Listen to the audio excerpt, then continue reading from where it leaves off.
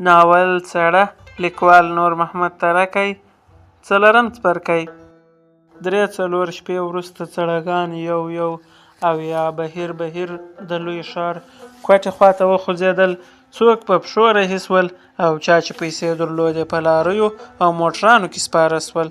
تور او لنګري بیا سره یو ځای سول او پر لار باندې د خپل مزله په ترڅ کې د لمدې ډوډۍ او شو خیراتونو په شاوخوا کې خبرې کولې او په خپل وطن کې د ده او یا هغه واده په نسبت خپل رای څرګندولې.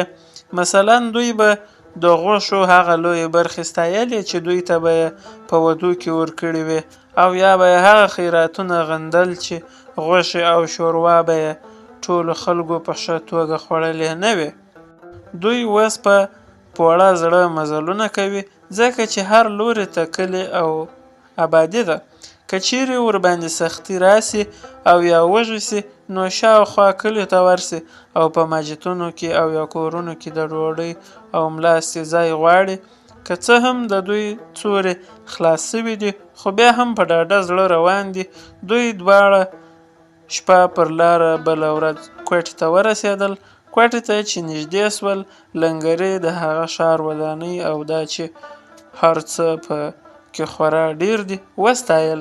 تور لنګري ته وویل په دې کې شک نسته چې په دې ښار کې بې له مور او پلار څخه بل هر څه سته خو په دې شرط چې پیسه در سره وي.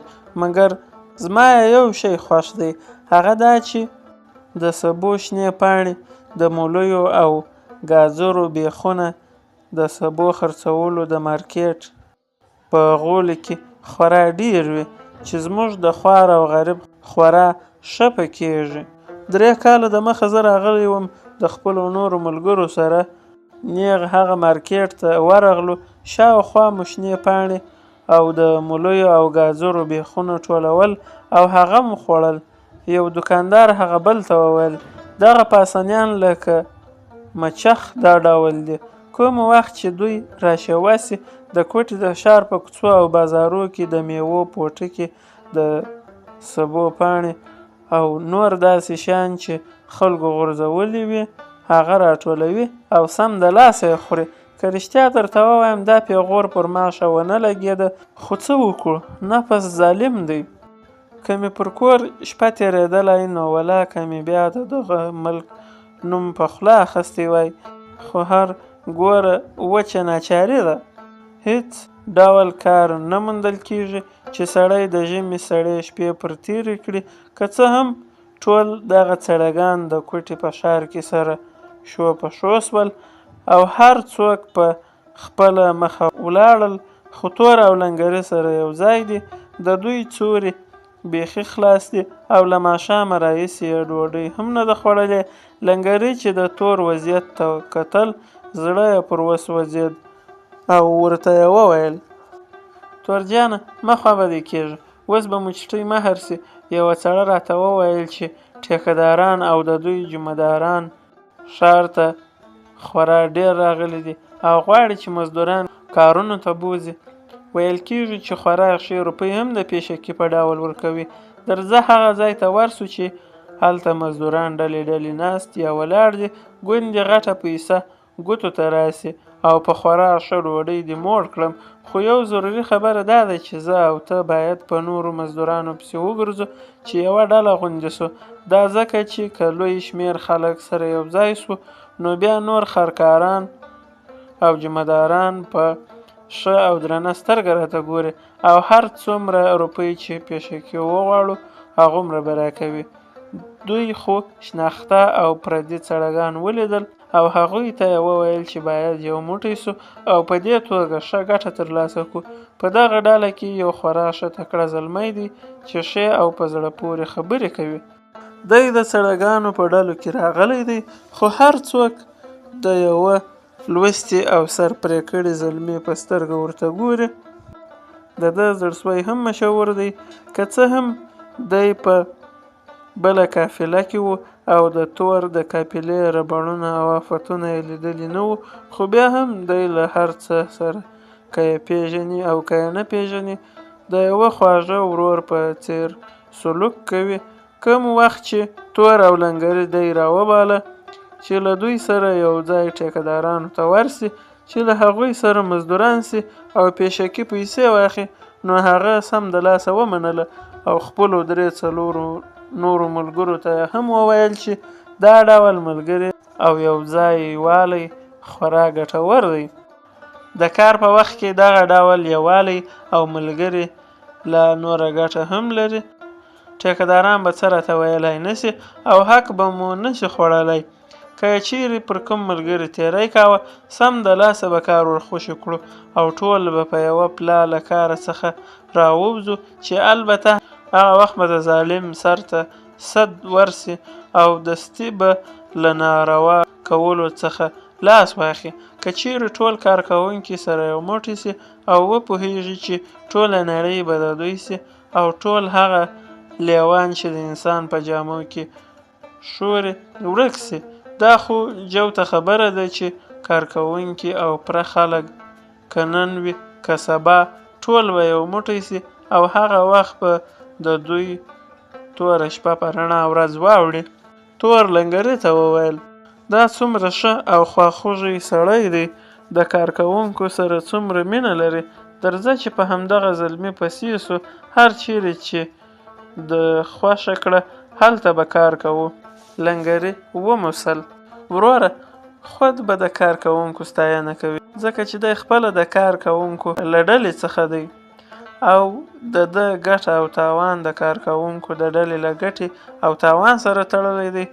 لوستي او پوهه خلک خو تل دغسې وي، که څه هم د لاس کار نسي کولی خو د قلم کار هم د لاس له کار څخه ډیر زحمت غواړي. دوی ټول 6 کسه سول او په یوه خوله او زړه یې دا پخه کړه چې دوی به تل په یوه بیړه د کار ټولګي کې کار کوي او هیڅ وخت به د دغه یوه زلمي له خبرې څخه نه اوړي. دوی ټول یوه دښت ته راغلل چې هلته چا ویل چې جمعداران ناست دي او مزدوران نیسي. داش ورته وویل چې یوه ګړۍ وروسته خان صاحب راځي، هغه دلته دیره دی. ده ویل د هر چا چې زه په کار وم غټ مازدیګر دې راسي، ښه سړی دی، مزدوران نیسي او پیشکي پیسې هم ورکوي.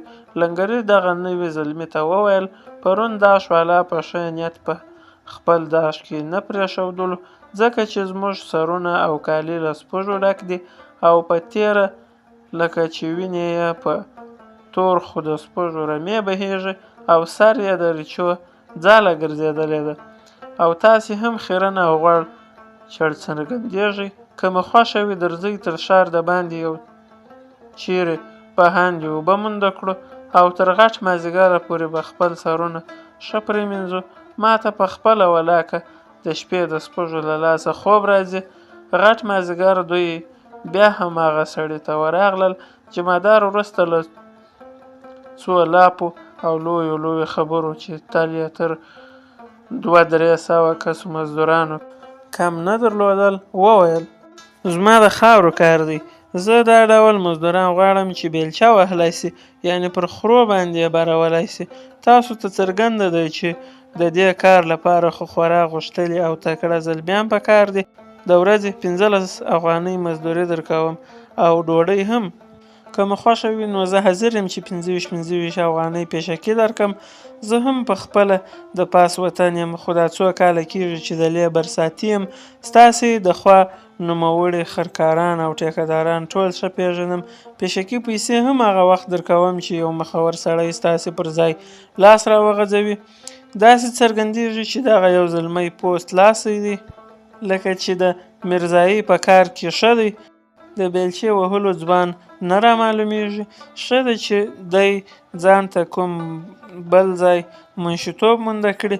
زما خپل وراره ښه لوستی سړی دی، هغه مې د لیک او لوست کارونه اجرا کوي. هغه ټیکهدار چې زه کار پسې کوم خورا ښه سړی دی، 5 وخته لمونځ او اودس نه قضا کوي.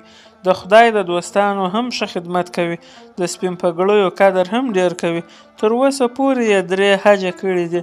لاس وهونکی هم نه دی، د هر چا اک په جګه ملا تروت ورکوي. تور او لنګري د خپل پلار او نیکه نومونه او خپل کلی او کوم جمعدار تور وښودل او هغه ته یې ډاډګیرنه ورکړه چې د ده پیشکي روپۍ به په ښه توګه په کار ور ادا کړي او له دې پلوه دې کورت زړه نه وهي. جمعدار وروسته له یو څه فکر څخه جیب ته لاس کړ او یوه خیرنه بټوه یا پټاکېدانه یې ور وکښه چې په هغې کې د روپو نوي نوټونه له ورایه ښکاره کېدل. جمعدار په داسې حال کې چې خپله بټوه یې خلاصوله تور او لنګري ته وویل: زه تاسې پیژنم، د ورکې خلک نه یاست. که چیرې بیا خدای دې نه کړي راڅخه نیام سوی په وطن کې خو راڅخه نسئ خلاصېدای. یوه غوښتنه در څخه کوم، هغه دا چې د دغه نورو ملګرو پر ځای به هم تاسو لاس راغځوئ، څرنګه چې مې لومړی درته وویل. ستاسې دغه غږېدونکی او لوستی زلمی د بیلچې کار نسي کولی، نو که مو خوښه وي بې له دغه څخه به دغه نورو 5 کسو ته د سړي پر سر 25 افغانۍ پیشکي ورکړم او سبا به بیا د کار ځای ته راسره خوځېږئ. که چیرې دغه لوستی زلمی د ټپالي په حیث کار کول غواړي نو البته ده ته به هم 15 افغانۍ پیشکي ورکړم. چیرې چې یې ځان ته د قلم کار مونده کړ هلته دې ولاړ سي. په دغه وخت کې یوه بل زلمي غوندې هلک چې پاک او ښکلي کالي یې اغوستي وو راننوت او جمعدار ته یې په یوه ادبناکه غاړه وویل: صاحبه د مازدیګر چلم تیار دی. جمعدار له مینې ډک نظر د ده خواته واچاوه او ورته یې وویل: کوم چرس دې ډک کړي دي؟ هغه چرس دی چې ادروخان له کندهاره په څپلۍ کې راوړی و. جمعدار سره وغوړېدی او د دواړو لاسونو ګوتې یې سره اړ کړې او ارژمۍ یې وکښلې او د خوشحالۍ په توګه یې وویل: پاسنیانو، زما خبرې مو خوښې سوې که یا؟ زه غواړم چې لومړی الله یاد کړم او بیا د زمري نوک ووهم. خپل کار ژر خلاص کړئ. تور چې لوږې خورا پرله سوی و تر ټولو لومړی یې په غږ کړ: ستا خبره منو، پیشکي راکه، موږ به اوس ولاړ سو او سبا به د خیره راځو.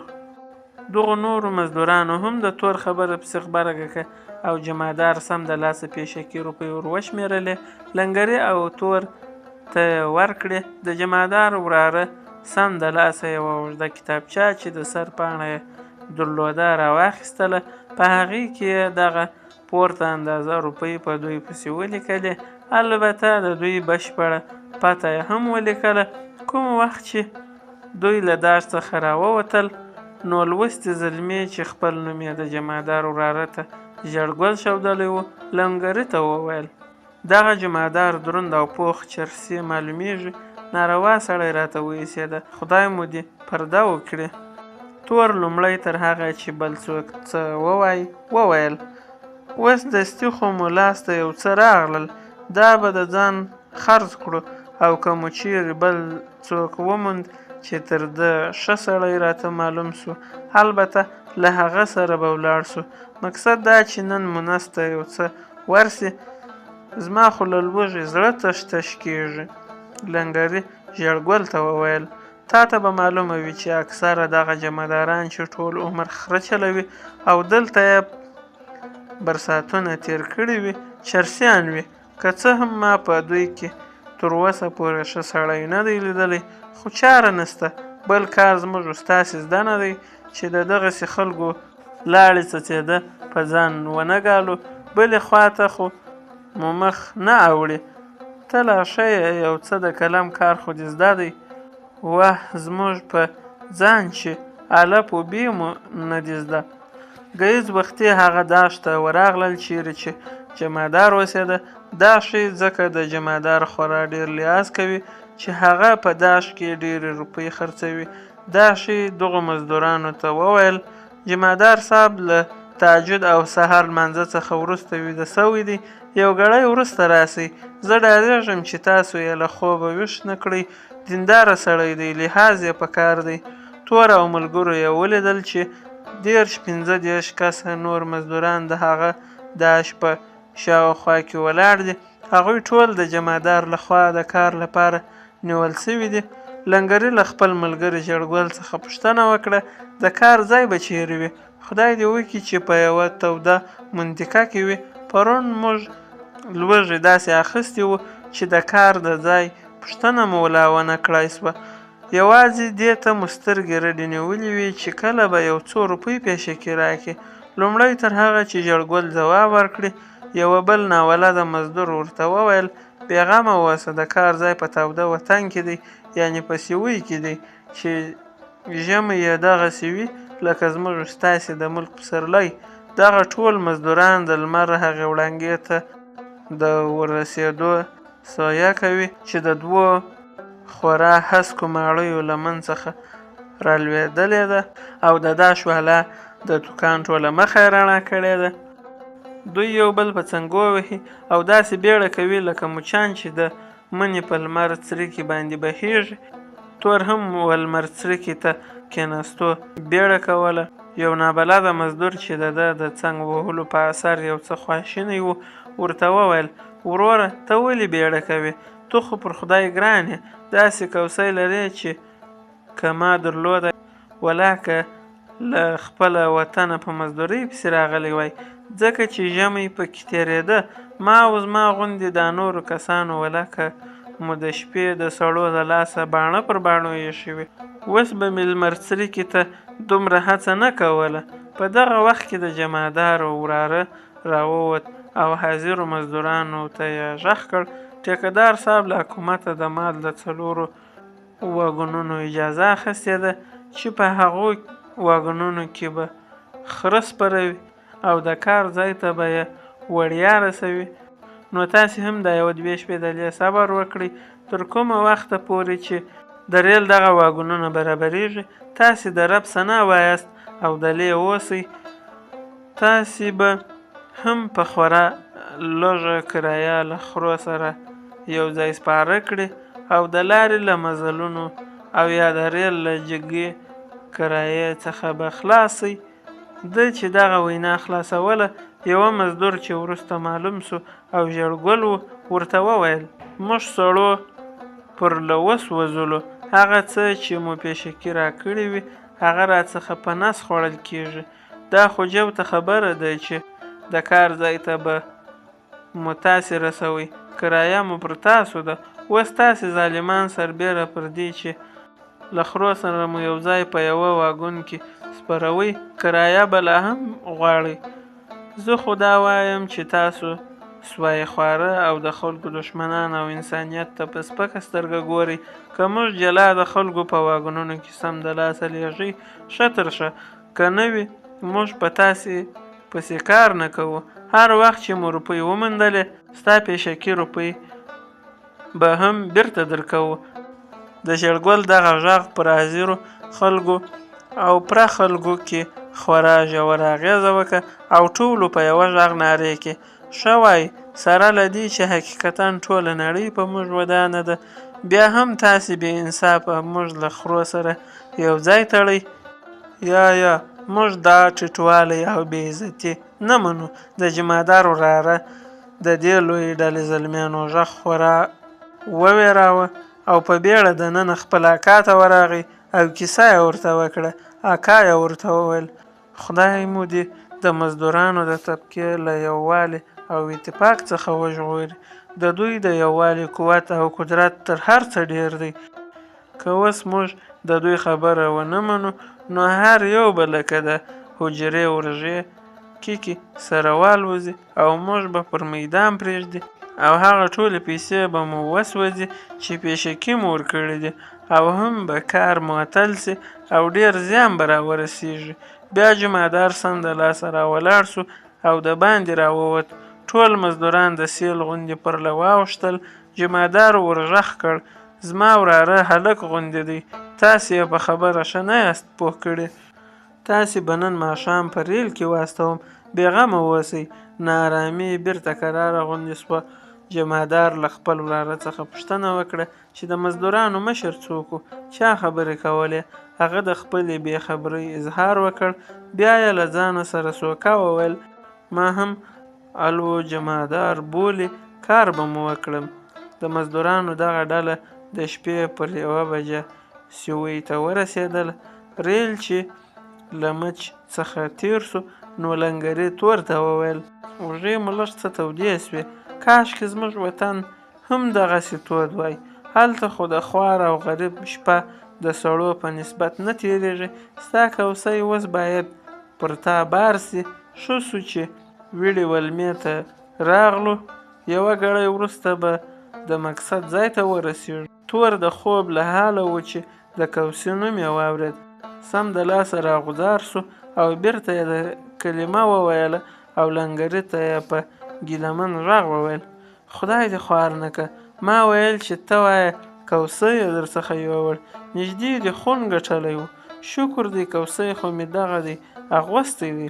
د جمعدار وراره له مزدورانو سره یو ځای دی. کوم وخت چې د سیوۍ پر ټیسن کښته سول نو یې ټول مزدوران یو ځای سره ډله کړل او ورته یې وویل دلته په مسافرخانه کې 2 ساعته ویده سئ، ګهیځ وختي به د کار خواته خوځېږو، ویړه ولمه ده بېغمه واړوئ. د کار ځای د سیوۍ له ښار څخه په 20 میله فاصله لرې و. دوی دغه مځکه پر پښو ووهله. د جمعدار وراره پر یوه سپین ګړندي خره باندې سپور دی او د مزدورانو په منځ کې روان دی. که څه هم د ده خر خورا ګړندی تلای سي خو دی د سړیګانو په قدم ځي. غټ مازدیګر دوی د کار ځای ته ورسېدل. تور او لنګري ته څرګنده سوه چې په دغه جمعدار پسې 6 بیړۍ کار کوي او په هره بیړۍ کې 8 خره او 9 تنه مزدوران دي. دوی له زړو مزدورانو څخه پوښتنه وکړه چې څرنګه کار دی او څه ډول څښتنان یې دي. 2 تنو مزدورانو په یوه خوله د ټیکهدار او جمعدار ستاینه وکړه او دوی یې خورا ښه خلک وبلل. خو لنګري تور ته وویل چې باید د ځینو مزدورانو په دغه ستاینه ونه غولیږي. تا ته به څرګنده وي یا به نه وي چې ځینې ټیکهداران او جمعداران تل د 2 تنو مزدورانو زړونه په لاس کې نیسي او هغه د ځان په خوا کړي او په دغو نورو مزدورانو کې پروپاګند کوي چې دوی خورا سپېڅلي خلک دي. زیاتره دغه ډول ټیکهداران او جمعداران غله وي خو ظاهري بڼه یې خورا په زړه پورې معلومیږي. د دوی دغه مرکه ژړګل هم یو څه واورېدله. هغه د دوی دواړو خبرې غوڅې کړې او ورته یې وویل دغه ترتیب یوازې په ټیکهدارانو او جمعدارانو کې نه وي. دغه نور خلک لکه بډایان او د ډیرو مځکو څښتنان، د فابریکو خاوندان، حقداران او داسې نور هغه کسان چې په خپله کار نه کوي او د نورو په زحمت او خواریو باندې ژوند کوي او پراخ خلکو په مقابل کې چلونه وهي او دوی په ډول ډول خبرو وغولوي او د دوی ګټې ترېنه وتروشي. موږ کار کوونکي او پراخ خلک به تر هغې پورې د ښادۍ په نري ونه خیږو تر څو چې د دغسې لیوانو او مفتخرو په مخ کې یو موټی نه سو. خو موږ ځکه دړې وړې یو چې زموږ د ډلې یا طبقې ضمیر نه دی راویښ سوی او په خپله ګټه او تاوان خبر نه یو. دا پورته طبقې تل ده او پراخ خلکو طبقه یا ډله په خپله ده او پراخ خلکو په ضد استعمالوي. دلته د پښتنو دغه متل څومره ښه او پر ځای معنا ورکوي چې وایي ونې ونې کهي به له تا څه غوښت که یې لاستئ نه وی ستا له کونې. تاسې که لږ څه فکر وکړئ نو به خبره نوره هم درته څرګنده سي. د دوی دغه خبرو ته د جمعدار وراره له لرې څخه غوږ نیولی و. کوم وخت چې ژړګل خبره خلاصه که هغه پر راترپ وهل او په بربنډه لهجه یې ورته وویل څرنګه تیره ژبه دې ده، زما په خیال ته هغه سړی یې چې په کوټه کې دې مزدوران زموږ په ضد ولمسول. غږ خو دې کټ مټ هغسې دی چې ما هغه ورځ اورېدلی و. دومره درته وایم چې دا ځنګل دی، دلته د زمریانو باچهي ده، دلته نور ته او ستا ملګري د ځان واک نه لري، په پټه خوله به خپل کار کوي. کوم وخت چې مې کاکا جان راغی ستا دغه خبرې به ټولې ورته وکړم. زما بشپړ یقین دی چې هغه به ستا دغه تیره ژبه چې اورونه ترې غورځي په بیخ درغوڅه کړي او ستا سره وړ اعداد به درکړي. کاکا جان ته مې الوجمادار هم وایي. هر چاته چې یې نوم ورواخلې له ویرې یې اودس ماتېږي. په دغه وخت کې د جمادار وراره ناببره اوچته ولاړ شو او نورو مزدورانو ته یې وویل سره راغونډ سئ. ده د هر مزدور نوم واخیست او هغه ته به یې بیا وویل چې ته پلانکۍ بیړۍ ته ورسه. په دغه توګه یې ټول مزدوران سره وویشل. تور لنګري، ژړګل او د دوی 3 نور ملګري سره یو ځای سول. که څه هم دوی په بیلو بیلو بیړیو کې ویشل سوي وو، خو د دوی د زاریو او پرلپسې غوښتنو په اثر بیرته یو ځای کړای سول. دغو شپږو ملګرو ولیدل چې څو خورا غوښتلي او زورور ځوانان ټوله ورځ خوسي بیکاره ناست دي او یا که کار کوي نو هم د خپل زړه کار کوي. دوی ته د جمادار وراره او یا نور څوک یې ناز اخی. لنګري چې په دغه ترتیب پوه و نو یې تور او دغو نورو ته وویل زه خو ډارېږم چې دغه زلمیان د جمادار ډنډماران دي. جمادار او ټیکهدار ته راته ډېر ظالم څرګندېږي. خدای مو دې پرده ورسره وکړي. تور لږ څه سره جدي غوندې سو او ورته یې وویل موږ هم 6 کسه یو، په اسانۍ مو وهلی نسي. ژړګل هم خپله خواشیني څرګنده کړه او ویې ویل له دغو ظالمانو څخه به مو هیڅ څوک خلاص نه کړی سي.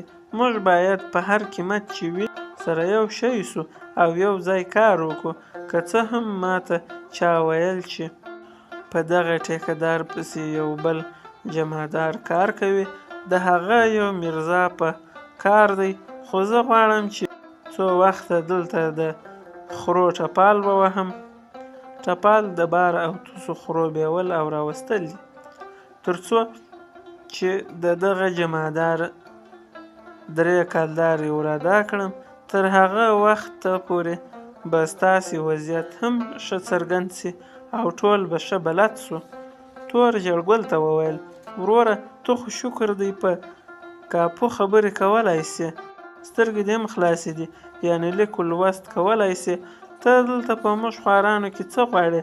ځه ولاړ سه. له یو چا سره میرزایي منده که. یوه بله خبره درته کوم دا چې تا دغه ښې او په زړه پورې خبرې چیرې او له چا څخه زده کړې دي؟ ته خو د دې وړ یې چې یوه ښه علاقهداري یې درکړې وای. تور او د ده ملګري لومړۍ ورځ پوه سول چې د دغه جمادار د کار شرطونه درانه دي. مثلا سهار وختي په 4:30 بجو یو سړي غږ کړ چې باید کښېنئ او کار ته ولاړ سئ. تر څو چې دوی سره وښورېدل او په کار یې پیل کاوه 5 بجې سوې او 5 بجې لا هم ښه تیاره وه چې د لاس ګوتې ښې نه ښکاره کېدلې.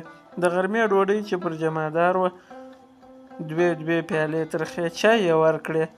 غرمه صرف نیم ساعت وسایي ورکړی سوه او بیا په کار بوخت سول.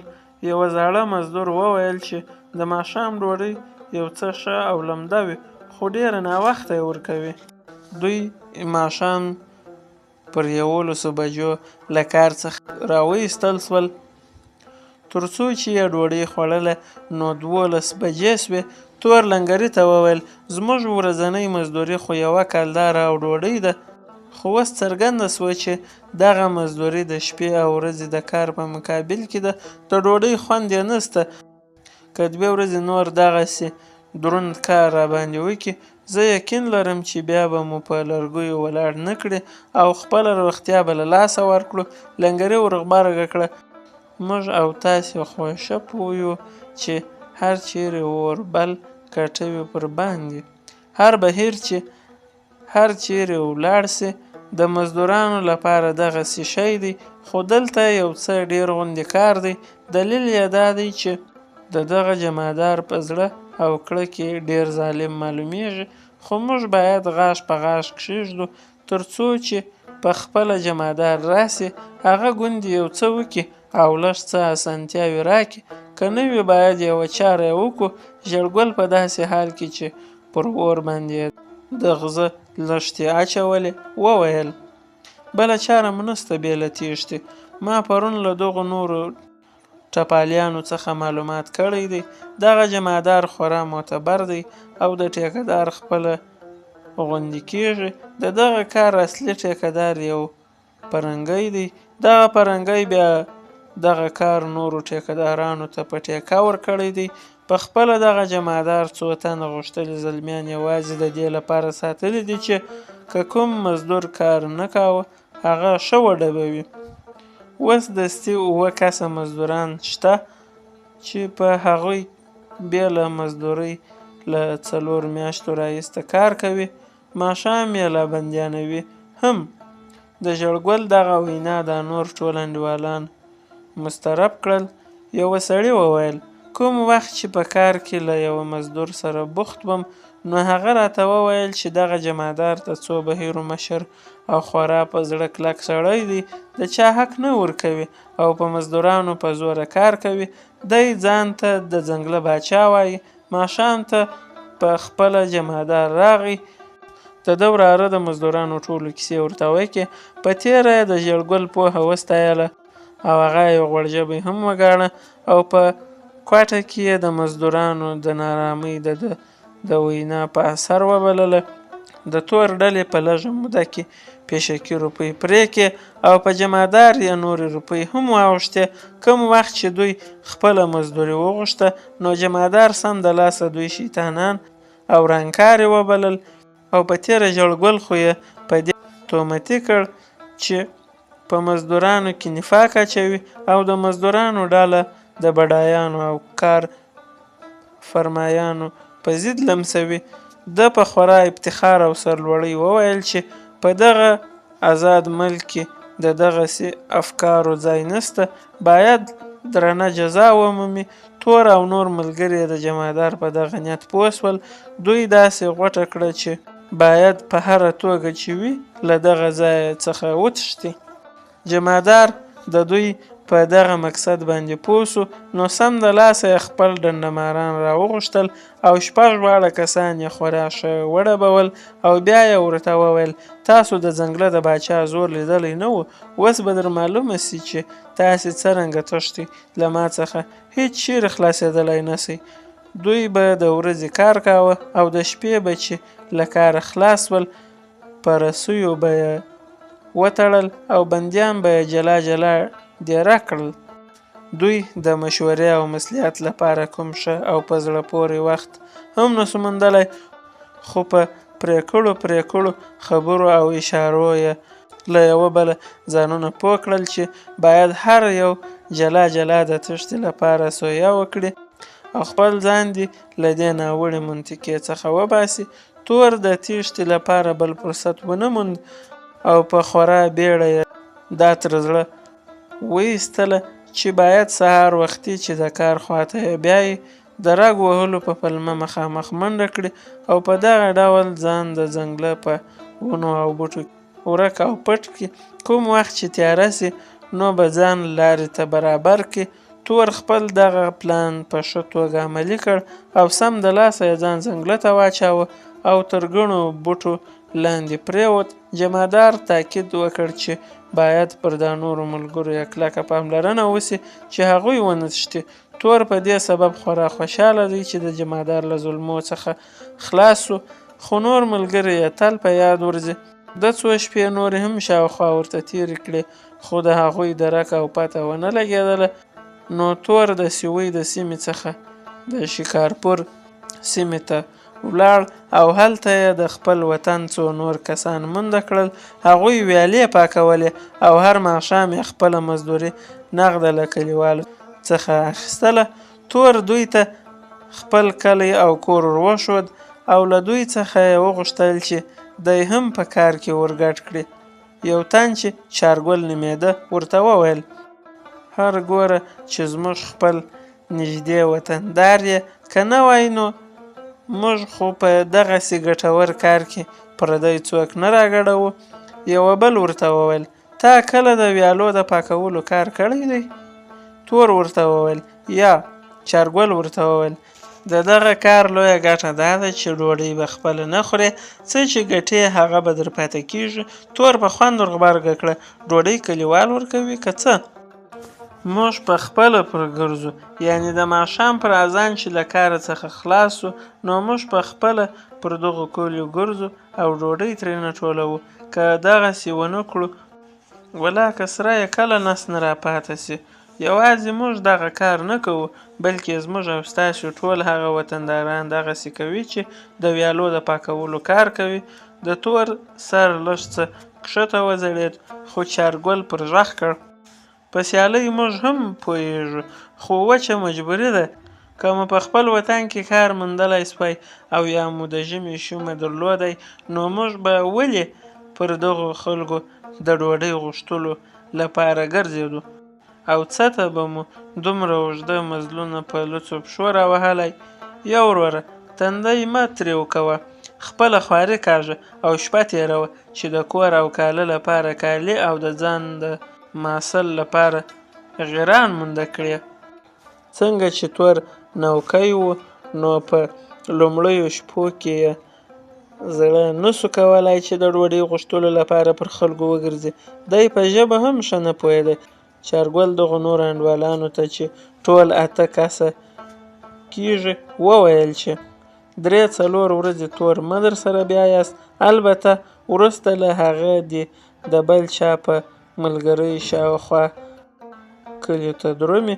دوی شاوخوا کلي ټول سره ویشلي دي، یعنې بې له دغو 8 کسو نور هم ډېر مزدوران سته چې هغوی هم ډوډۍ ټولوي. مزدوران خو کله کله په جنګ سي، مثلا د یوه بهیر مزدوران سربیره پر دې چې د خپل ټاکلي کلي ډوډۍ ټوله کړي، د بل چا د کلي ډوډۍ هم ټولوي.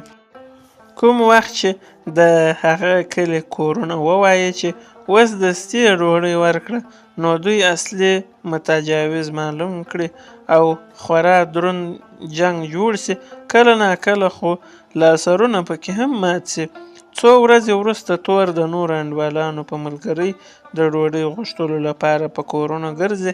ده ته د نورو ملګرو لارښوونه دا وه چې که کور والا هر څومره منفي ځواب درکړي، نو ته به یې نه پرېږدې او هرومرو به ډوډۍ یا نه ګولې ترې غواړې. یوه شپه تور او د ده ملګري یوه کور ته ودرېدل او غږ یې وکړ چې خیرات دې سو، یعنې خیرات راکړئ. یوې ښځې له انګړ څخه ورته راغږ کړ: هم چوڼي هین، یعنې موږ چوړیان یو. د تور ملګري ورته وویل چې هم بی چوڼي هین، یعنې موږ هم چوړیان یو. کوم وخت چې د کور څښتن یې خورا په تنګ کړ، نو هغه وروسته له 2 دقیقو څخه ورته راغی او د دوی کاسه یې یووړه چې کوم نه ګولۍ ورته ورکړي. کاسه یې چې بیرته راوړه، نو تور واخیستله او هغه خورا درنه ښکاره سوه. نو ډېر خوشحاله سو. دا چې په کاسه کې څه دي د تیارې له امله نه څرګندېدل، خو تور په نورو ملګرو زیری غوندې وکړ چې هر څه چې دي خورا ډېر دي، خو مخ پر سړېدو دي. ژر باید ولاړ سو چې لومړی تر بیخي سړېدو یې وخوري. دوی ژر په تیاره کې د نورو ورځو په څېر په اټکل هغه ماجت ته ورغلل چې تل پکې اوسېدل. ماجت هم تیاره دی او صرف د ماخستن د لمانځه په وخت کې یو کوچنۍ ډیوه د محراب تر څنګ په یوه کوچنۍ غار ګوټي کې بلیږي چې د هغې رڼا خورا ضعیفه ده. دوی د باندې یوه کوچنۍ دیوال ته خپل څادر خپور کړ او په تیاره کې یې د ډوډۍ ټوکان د کاسې له محتویاتو سره خوړل. دوی د ډوډۍ خوړلو په وخت کې په خبرو سره بوخت وو. د دوی ټولې خبرې په دې خصوص کې وي چې کوم کور څومره لوی یا وړ د ډوډۍ ټوک ورکړ او د خپل وطن او کلي په شاوخوا کې غږېږي. تور په داسې حال کې چې د خپلو ملګرو یعنې لنګري او ژړګل په خصوص خپله پریشاني ښکاره کړه وویل: ولا ورونه د دې نه ګولې خو هېڅ خوند او مزه نسته، بوی یې هم پر ما ښه نه لګېږي، زه یې هم په خوند نه پوهېږم. چارګل وویل: تاسې لږ څه خاشې سره راټولې کړئ او لږ اور بل کړئ او دغه وګورئ چې څه شی دي. که سابه و نو لږ څه یې تاوده کړئ، لږ څه مالګه پر واچوئ چې بل منګه راته بریښي.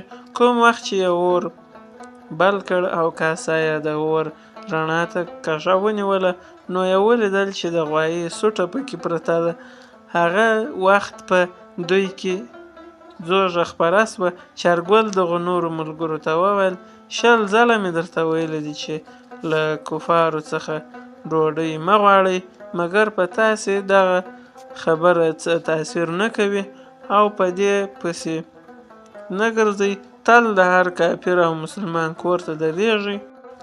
ده یوه بل ملګري وویل دغه کور والا زه پیژنم، کافر نه دی، په دغه نامه یې مه بوله چې په ماخوذ بسې مسلمان ته کافر ویل ښه نه دی.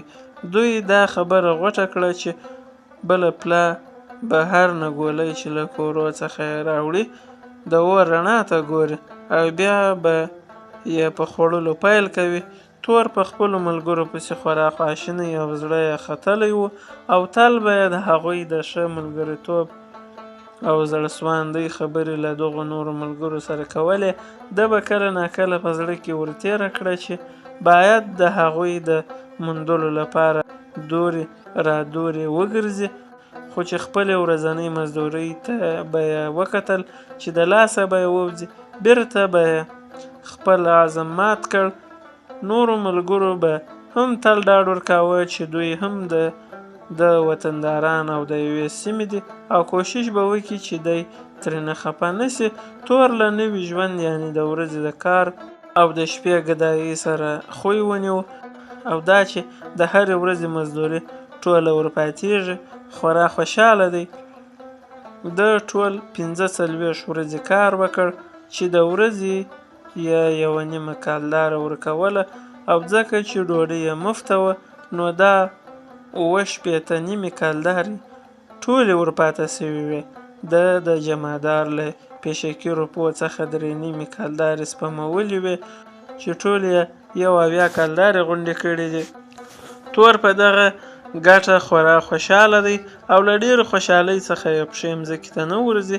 یوه ورځ ټولو انډوالانو د ماخستن تر لمانځه وروسته سلا ورسره وکړه ځکه تودوخه خورا ډېره سوه، باید کار پرېږدو او د خپل وطن خواته روان سو. دوی په دغه برخه کې له 5 ورځو راهیسته څه د کار په وخت او څه د بیکارۍ په وخت کې خوږې خبرې کولې او هر یوه له هغه څخه خوند اخیست. دوی په یوه سلا له کاره راووتل او له کلیوالو سره خپل حساب فیصله کړ او مخ پر ښار را روان سول. دوی دا سره غوټه کړه چې خپل یومان یعنې بیلونه به هم وړي چې په وطن کې بیا دغسې ښه پراخ یومان نسي موندلی او هم په دې خبره باندې په یوه زړه سول چې څو ټیسنونه به پر پښو وهي، بیا به نو په اورګاډي کې سپریږي چې په دغه ډول یو څه پیسې وسپموي. د مزدورانو دغه بهیر وروسته له 11 شپو څخه چې 10 شپې یې په پښو مزل وکړ کوټې ته ورسېد. دوی په دې خورا خوشحاله و چې بیرته سړې هوا ته راغلل او داسې ښار ته ورسېدل چې هلته ټول خلک په پښتو خبرې کوي. تور سم د لاسه په بازار کې په دې هیله روان سو چې که چیرې خپل زاړه انډوالان مونده کړي. دی هغه داشتې ته راغی چې په مني هلته له لنګرې سره یو ځای اوسېده. بیا په منډه هغه داشت ته ورغی چې هلته یې له جمعدار څخه پیشکي روپۍ اخیستې وې. په بازار کې یې په هر پاسني پسې زر کتل چې اوس به کوم شناخته سړی وویني. ټوله کوټه د پاسنیو څړګانو او خرکارانو څخه ډکه ده. هر لوري ته چې ګورې څو تنه کوم سیوري ته ناست او یا ولاړ دي او خبرې سره کوي. تور وروسته له یوې شپې یو څو کسه هغه څړګان ولیدل چې په منې په قافله کې ورسره و. ده سم د لاسه د لنګرې پوښتنه ځینې وکړه. یوه ورته وویل چې هغه خو ناروغ دی او د یوې ونې تر سیوري لاندې پروت دی. د تور د غوښتنې په اثر هغه سړي ونه ور وښودله. تور چې د لنګرې بڼې ته وکتل او د ده ډنګر والی یې ولید، ناببره یې کرېږه کړه او پر لنګري وغوړېد. لنګري یو موټی سوی دی، مخ یې تر خیرو لاندې نه معلومیږي، خورا زاړه څیرې څیرې کالي یې چې د ډېرو خیرو د لاسه تک تور څرګندېږي اغوستي دي او د سپږو رمې ورباندې ګرځي. لنګري وروسته له څو دقیقو ځیر ځیر کتلو څخه تور وپېژنده، ځکه چې کرېږه یې نه سوای کولی، نو یې په خورا خاموشۍ تر سترګو پر اوښکې راتوی سوې. د تور هغه ملګري چې ده ته یې ونه ورښودلې وه وویل: دا خوارکی خو له خبرو لوېدلی دی او نږدې دی چې ساه یې وخیژي. زه به ورته کښېنم، ته ورشه ملا راوله چې یاسین شریف پر ووایي. زه ډارېږم چې بې یاسینه به تر دنیا تېر سي. تور غوښتل چې یوه داش ته یې ورولي او هلته یې تود پرېباسي، خو هغه بل ملګري یې ورته وویل: دغه لنګري لومړی پلا چې 2 شپې د مخه راغی، نو په ډېرو داشونو باندې وګرځېد، خو هېچ چا ځای ورنه کړ او هر یوه به ورته وویل چې لویه تبه په پورې ده، نور خلک به لا ورسره غر کړي. نو ته اوس دا څه یې مه کوه چې دی داش ته بوځې، په داش کې ده ته څه جوړېږي. خبره اوس تر دې تېره ده چې دی تود وساتې، فقط ته لاس و پښې وښوروه چې دغه پښتون ورور بې یاسینه تېر نه سي او یو ګور او کپن یې برابر سي. تور د ده خبره ومنله او سم د لاسه د ښار خواته راغی او دورې دورې یې کتل چې یو ملا مونده کې هر ماجت ته چې به ورغی او دا بیان به یې ورته وکړ، هغه به وویل: د پاسنیانو ګور او کپن ته والله که د چا پلار ورسېږي، زه د قرآن شریف ختم لرم، نو له تا سره تلای نه سم. تور خورا کښته پورته وځغاست، په پای کې یې یو طالب ډول سړی مونده کړ او هغه ته یې 8 انې یعنې نیمه کلداره ور ومنله او له ځان سره یې بوت. د لنګري خوارکي زکندن پسې اوښت سو او 2 شپې نور یې دوام وکړ. کوم وخت چې لنګري خوارکی مړ سو، نو څو نور څړګان یې راوستل او دی یې ښخ کړ. د لنګري یوه د برکسي خورا زړه صدرۍ وه چې هغه یې واړوله راواړوله، ویې لیدل چې د اوږو په منځ کې یې د 5 کلدارو یو نوټ ګنډل سوی و. په جیبونو کې یې بې د لرګي د یوې کوچنۍ ژمنځې او یوه زړوکي څخه نور څه نه و. تور په زړه کې په دغو 5 کلدارو خورا خوشحاله سو او غوښتل یې چې 3 کلدارې د خپل جیب څخه پر واچوي او کپن ورته راوړي. ګریژن سړی چې شناوۍ ږیره یې درلوده وویل: دا خو مسافر مړ سو، د ده درجه د شهادت کپن مپن نه غواړي، په خپلو کالیو کې یې ښخ کړئ. دا 5 کلدارې یې کور ته ور ورسوئ. تور 2 شپې ګنډلی ګرځېده او هېڅ یې خواته نه کېدل چې دی په لنګري خورا خواشینی و. 2 شپې وروسته په څړګانو کې چکچکه سوه چې 3 ورځې وروسته قافله وځي. تور هم خپلې خور بتکۍ او کاکا او د هغه معاینې ته پوښ واخیست. د 18 کلدارې په کالیو ماتې کړې او 9 کلدارې یې په افغانیو بدلې کړې چې 450 افغانۍ سوې. د خپل کالي لومړی په یوه بوجۍ کې او بیا یې په بنۍ کې واچول او په یوه تور واښ کې یې داسې اوچت پیټی ترېنه جوړ کړ چې ده په خورا خوشحالۍ سره د خپلو اوږو په منځ کې کښېښود او دا یې په زړه کې تېره کړه چې دغه پیټی به تر کوره پورې چې 9 زوروره مزلونه کېږي اوچاته رسوي. د قافلې د رهي کېدو تر ورځې پورې تور خپل پیټی په هغه دوکان کې کښېښود چې سودا یې ورځنې رانیولې وه. په دغه وخت کې تور له خپلو زړو ملګرو څخه یو نفر چې په مني په بهیر کې ورسره راغلی و ولید او ناببره یې پر هغه غېږ وګرځوله. دغه سړی جګ نومېده. د دوکان د مخه 2 دقیقې سره کښېناستل او د مني د واورو خوارۍ یې سره یادې کړې او په دې یې خوشحالي وکړه چې په هغه واوره کې مړه نه سول.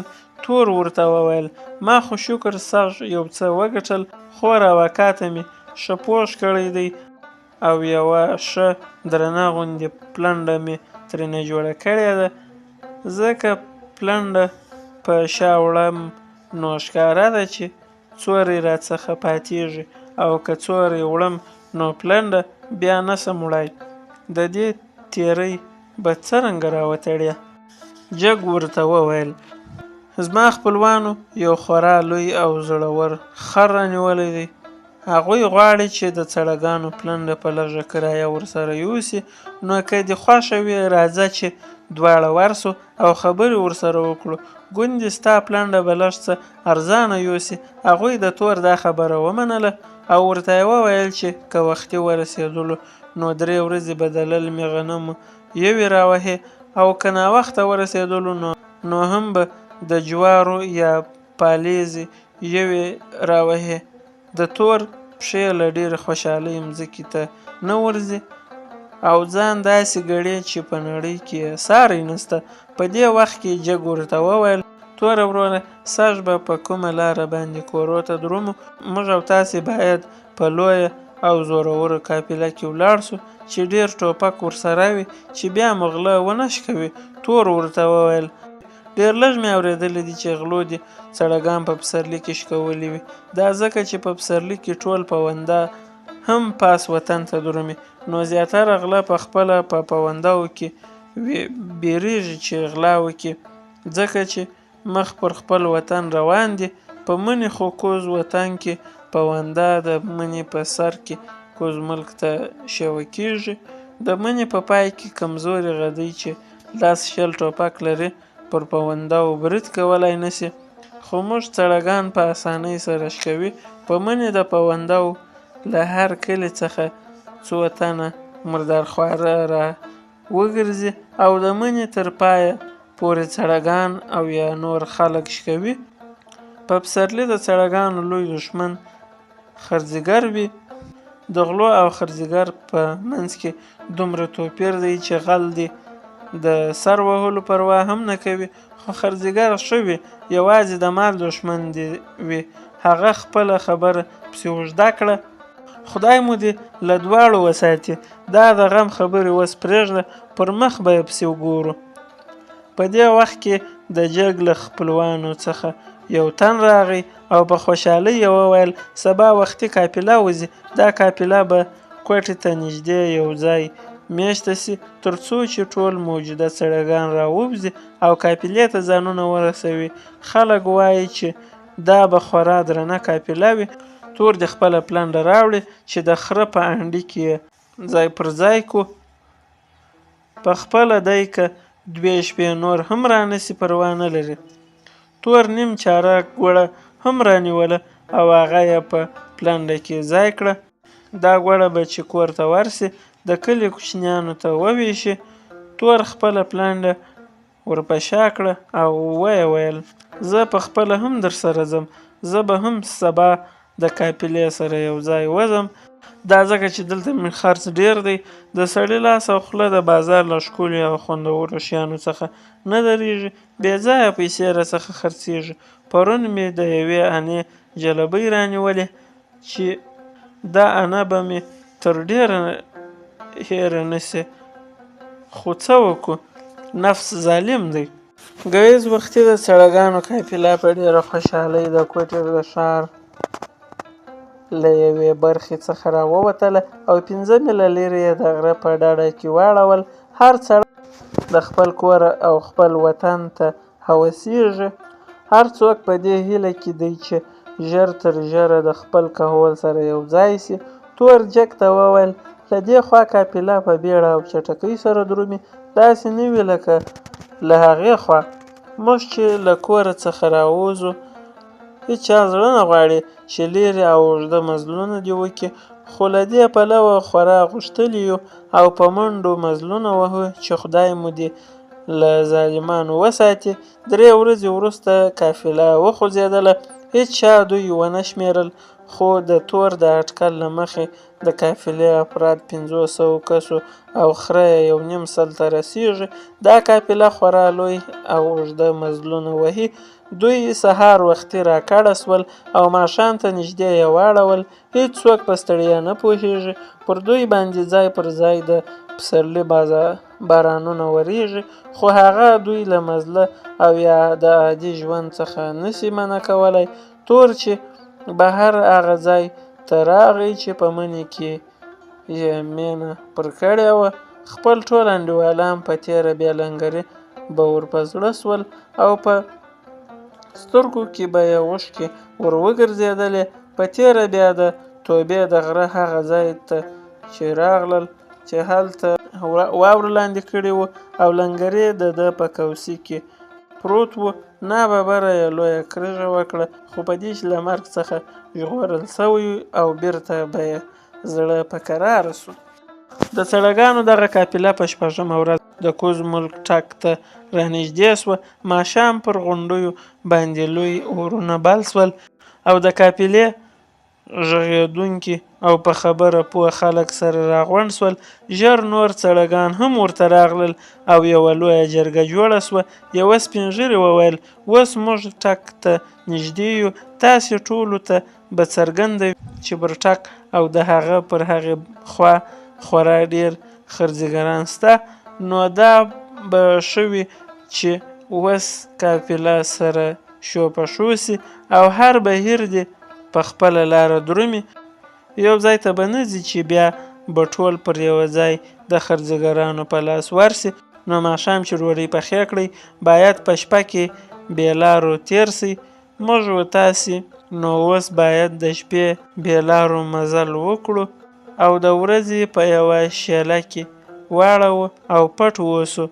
یوه بل ګرویژن غوندې سړي وویل: سربیره پر دې چې پر ټک باندې د خرڅګرانو خطر دی، د ټک تر شا هم تر څو چې کور ته رسیږو د دغو بلاو خوله وازه ده. خدای مو دې د دوی له ظلم څخه وژغوري. بې له شپې څخه د ورځې به مزلونه نه کوئ. سړګان د خرڅګرانو له ځایه څخه 15 میله لیرې په بېلارو ځایونو کې تېر سول. ځینې بې تجربې سړګان په دې خورا خوشحاله سول چې دوی پر ټک ونه نیول سول، خو د دغو نورو سړګانو زړه په دې هېڅ ښه نه سو او په دې فکر کې و چې په څه توګه خپلو کورو ته چې 3-4 مزلونه لیرې وو په سلامتۍ ورسیږي. تر ټک چې را واوښتل د تور زړه ورپورته سو او د خپل بهیر خلکو ته یې وویل: اوس د لوی خطر له ټکي څخه راتېر سوی او باید غړې وکړو چې د نورو ځایو څخه هم په خیر تېر سئ. یوه بل تجربه والا سړی ورته وویل: تر هغو چې په خپل کور نه یو ننوتلي په هیڅ توګه خطر لرې کېدای نسي. کوم وخت چې کور ته ورسېږې هله نو غړې کوئ که خیراتونه، واک دې خپل دی. اوس موږ د خطر په منځ کې یو. سهار لاسپیدې نه وې چاودلې چې قافلې په شیلو کې واړول. هغو سړګانو چې کورونه یې نږدې دي دا فیصله وکړه چې د ماښام په تیاره کې به کورو ته درومي. سړګانو د تېرې شپې په جرګه کې دا فیصله کړې وه چې بهیرونه باید خورا لیرې لیرې سره واړوي. که چیرې خرڅګر پر وخوت نو نور باید په سیلو کې وتښتي. خرڅګر چې هر بهیر ونیسي نور بهیرونه دې نه ورښیي. اومه غرمه وه او ټول سړګان ویده وو چې اړ و دوړ جوړ سو. د اسانو شیسنۍ او د محصلانو ښکنځل واورېدل سول. په لږه موده کې خورا ځوږه جوړه سوه. خرڅګر او محصلانو صرف 2 بهیرونه سره راګرځولي دي. دغه نور بهیرونه په یوه پله رابار سول. چا دورې منډې وهلې او چا دورې. د محصلانو سره تش توپک دی، یعنی کارتوس نه لري. دوی دغه تش توپک پر هغو سړګانو برابر کړل چې منډې وهي او پر ناره یې کړه چې ودرېږه که نه وي وبه دې ویلم. زیاترو سړګانو خپلې پلنډې شاته واچولې او په شیلو کې شوپه شو سول. خرڅګر له هغه 2 بهیرو څخه 14 تنه او څه خواږه او ترخه او یو څو جوړې موچړې ونیولې. په خپله څړګان یعنې د دغو کالیو څښتنان مخامخ وتښتېدل. خرزیګر په همدغو کالیو اکتفا وکړه او د خپل مرکز خواته ولاړل. هغو څړګانو ته چې د خرزیګر لخوا شکول سوي وو نورو ټولو څړګانو د زړه ډاډ ورکاوه. یوه پوهه او زړهسواندې سړه ورته وویل پروا نه لري دنیا خو د هندو ږیره ده. د رب فضل در باندې وسو چې تاسې په ګوتو نه ورغلاست.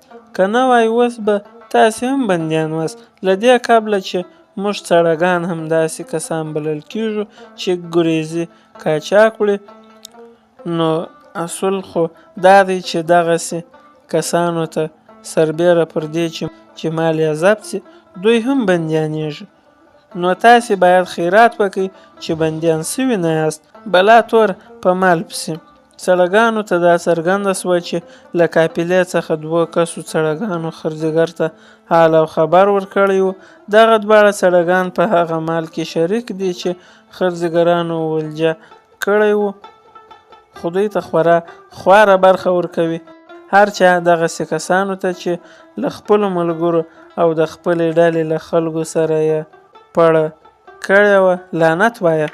تور چې په لومړي پلاک کې اړو دوړ ولید نو سم د لاسه یې خپله بنۍ چې یو څه کالي پکې وو شاته واچول او په وچه منډه په شیلو کې د خرزیګرانو له سترګو څخه نیام سو. دوی خورا خوشحاله دي چې د لومړي خط نه خو خلاص ول، خو زړه یې په ټاکټال کې دی چې بیا به یې ونیسي. تور ته له څوري څخه لږ اوړه ورپاته سوي دي. ده له دغو اوړو څخه کاکونه پاخه کړل. ده فکر وکړ چې دغه کاکونه یې 2 بشپړې شپې بس دي. یوه بل سړی چې په بنۍ کې یو څه کالي په شا کړي وو او د تور د کلي په څنګ کې یې کور وو وویل موږ زیاته بهیرو ته اړ نه یو، دا ورشو مو خپله غوندې ده، موږ باید خپله لار ووهو، د شپې به مزل کوو او د ورځې به په یوه شیله کې اړوو. له بهیر او قافلې څخه زموږ جلاوالی ځکه ښه دی چې د چا سترګې به نه راوړي. د 2 پښو خلک یو، یوه شپه پر لارې بله په کور ته ورسوو. دوی دواړه شپه په یوه شیله کې تېره کړه او څرنګه چې تیاره سوه سم د لاسه یې په تللو پیل وکړ. د شپې 12 بجې دي چې دواړه ناببره پر یوه لوی کلي راغلل. دوی د کلي پر اړخ تېرېدل چې ناببره غږ ورباندې وسو څوک یاست ودرېږئ که نه وي ومې ویشتلاست. تور او ملګري یې چې خالق نومېده دواړه هېش ودرېدل. د دوی ستوني له ډېره ډاره پر لږ کښېنستل او غږ یې تر خولې نه خوت. 2 کسان چې خړې درېشۍ یې کړي دي ورته رانږدې سول. یوه غږ کړ څړګان یاست، خدای مو خوار کړه، د باچهي غم نه کوئ او غواړئ چې غوړ او سلامت کورو ته ولاړ شئ. په دې نه یاست خبر چې غم نه پرې کول څومره ضررونه لري. د دواړو محصلانو په لاسونو کې ټوپک و. د دوی له اوږو څخه یې بنۍ راخلاصې کړې. یوه محصل تور ته وویل توره شپه ده، ښه نه سره وینو، خو له اظهاره مو داسې راته څرګندېږي چې ښه زلمیان یاست. که مو د څړګانو نوره قافله راوښودله نو ستاسې بنۍ به بیرته درکړو او هم به یو څه شی نور هم در پورې ونیسو. موږ خو د دین او دولت خدمتګاران یو، تاسې ته به خدای په دې عمل نور ثوابونه او برکتونه هم درکړي. تور ورته وویل موږ له خپل بهیر او قافلې څخه پرون غرمه کوم وخت چې خرزیګر حمله وکړه راجلا سو، بیا مو څوک لیدلی نه دي. که خدای تاسې مهربانه کړي پر موږ خوارو څړګانو رحم وکړي او پرېمږدئ. 4 میاشتې مو له ډبرو نوکان وهلي دي او 2 ګزه رخت مو کورو ته کړی دی. دا راپرېږدئ چې یو سو، دعا به درته کوو، خدای به مو په هغه جهان کې جنتونه ځای کړي. یوه محصل تور شړک په څپېړه وواهه او هغه بل په لغته پر لینګو وواهه او د ښکنځلو او پوچو او رد په ضمن کې ورته وویل تاسو باغیان یاست، حکم نه منئ، که مو شرعي غم ورکړی وای نو اوس به ولې په دغو خواریو اخته کېداست؟ درځئ چې لوی خرڅګر ته مو په لاس ورکړم، په تاسې باندې خو د بند حکم هم راخیږي، نو دا ناروا ده چې تاسې بې کوئ. په اصل کې ناروا خلک یاست چې په دې لومه اخته سواست. کوم وخت چې تور او ملګري یې د بند د حکم ټکی واورېد، غړي یې لا پسې وتښتېدل او د خپلو بنیو مال یې هیر سو. اوس دوی ته یوه هیله ده، هغه دا چې په خپله لار یې پرېږدي، یعنې تر بنۍ او کالیو تیر دي، خو دوی دې خوسي کړي. تور او ملګري یې د محصلانو تر لاس او پښو سول او خورا ډېرې زارۍ یې ورته وکړې چې تر کالیو دوی تیر دي، خو اوس دې ایله کړي. محصلانو په خپل منځ کې سره وویل: ښه دی، پرې به یې ږدو، د یوه څړه مال یې زما، دا بل یې ستا. د دې وینا په ختمېدو یوه محصل پر تور لاس کښېښود او بل د هغه په ملګري. بیا محصلانو دوی ته وویل چې هر یو دې خپله بنۍ بیرته واخلي او هر یو دې خپله بنۍ هغه محصل ته ورکړي چې لاس یې باندې ایښی دی، چې په دې ترتیب د دوو مسلمانانو په منځ کې د مال پر ویشلو کومه ناوړه پیښه ونه سي. په هغه ګړي دغه دواړه څړګانو د مال بایللو غم په دې سبب هیر کړ چې دوی یې خوشي کړل او بندیان نه سول. دوی د سهار پر 3:30 بجو یو بل کلي ته راغلل. پر لاره باندې دواړو یوه خبره هم سره ونه کړه. له غم او خواشینۍ څخه یې ستوني پر له ناستې دوی دواړه د ماجت په یوه حجره کې پړ مخې پرېوتل. پر 4:30 بجو یو طالب ورته راغی او غوښتل یې چې دوی دواړه د لمانځه لپاره راکښېنوي، خو څرنګه چې دوی ټوله شپه وهلې وه او ستړي او خواشیني وو، ژر نه کښېنستل. بیا نور طالبان ورته راغلل او پر هر یوه یو منګی سړي اوبه چپه کړې. په دې وخت کې یوه طالب وویل: خدای دې تاسې دنیا پرسته خوار کړي، د خدای عبادت مو هیر دی، پورته سئ، په هغه جهان به د خدای ځواب څه وایاست؟ نه مو دې اورېدلي چې وایي روز محشر کې جنگ داز بود، اولین پرستش نماز بود. وروسته له هغه چې لمنځونه یې وکړل، دوی د خپل کلي په لور را رهي سول. پر لاره باندې ملګري له تور څخه پوښتنه وکړه: خرڅګر یوازې موږ څړګان شکوي او که پونده هم شکوي؟ د تور ستونی لا تر اوسه پورې پر له ناست دی. وروسته له یوې دقیقې چې ناړې یې تېرې کړې او غاړې یې تازه کړې، ورته وویل: هر څوک شکوي، خو پونده له خرڅګرانو سره بس تړي. مثلا د یوه کلي پر سر باندې 2 لکه افغانۍ د محصول په نامه ورکوي. خرڅګر هغه کلي ته د ګمرک یعنې چاپ ورکړي. پونده په خپله د لرګي کاسې له نیل څخه ورته ډکې کړي او پر خپلو مالونو باندې چاپ لګوي. هغه بیا ورته وویل: نو موږ څړګان ولې له پوندو سره نه راځو چې موږ هم خپل مالونه ادا کړو؟ ده ورته وویل: زموږ دا خو مالونه نه بلل کېږي، دا خو د کور لپاره کوم کمیس او پرتوګ دی، او بل دا چې پونده ناوخته راځي او موږ وختي بیرته راخیږو. ورک یې که وروره، تر زړه مې وینې څاڅي. هر څوک د څړګانو او پره خلکو دښمنان دي. ټکنده غرمه وه چې تور ناببره په خپل انګړ کې 2 لاسه راکښېوت.